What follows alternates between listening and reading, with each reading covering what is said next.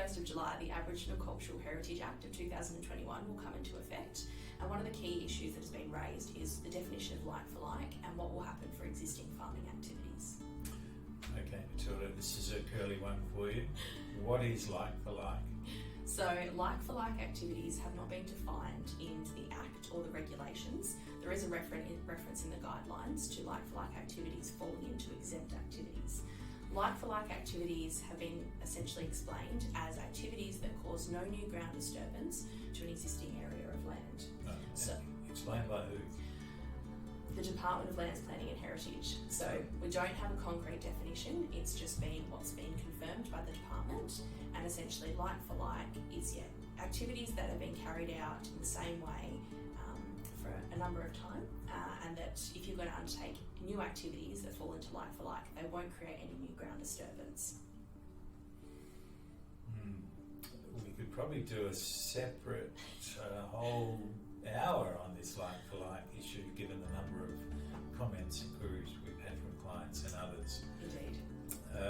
But let's look at another question. If I've got a rock formation or a creek on my property, does that mean I have Aboriginal heritage on my property? Not necessarily. So the department has indicated that there will be guidelines to help proponents, landowners, to identify whether there is Aboriginal cultural heritage on their property. So what a place, an object, something intangible might look like.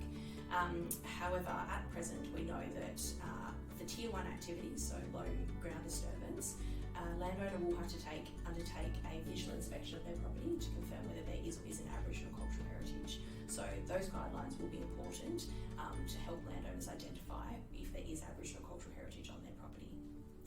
And one of the issues that has come up in our discussion with people on this topic,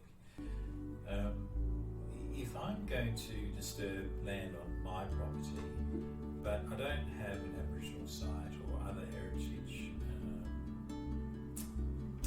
site on my land, but my activity might affect a site that's somewhere else nearby, how does that all fit together?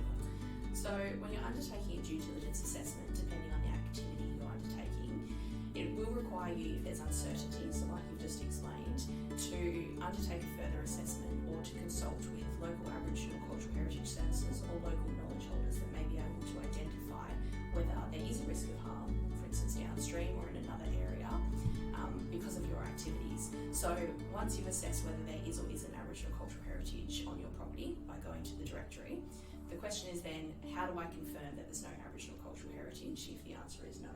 So that, yes, if there's a survey or some other information on the directory to assist you, you will turn to that. However, if you're still uncertain or would you like further clarification, you turn to your local Aboriginal Cultural Heritage Services and local knowledge holders, and they'll be able to help you identify whether there is a risk of harm. I guess that's fine if you have some sort of idea that there might be a site somewhere close that your activity might disturb.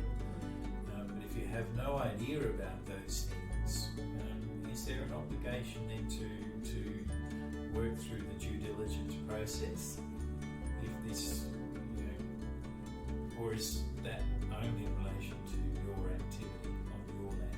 So if you undertake a search on the directory and you've done a further assessment by either looking at further information or consulting with local Aboriginal Cultural Heritage Services, and you're certain you can confirm that there's no Aboriginal cultural heritage, then you can proceed with that activity.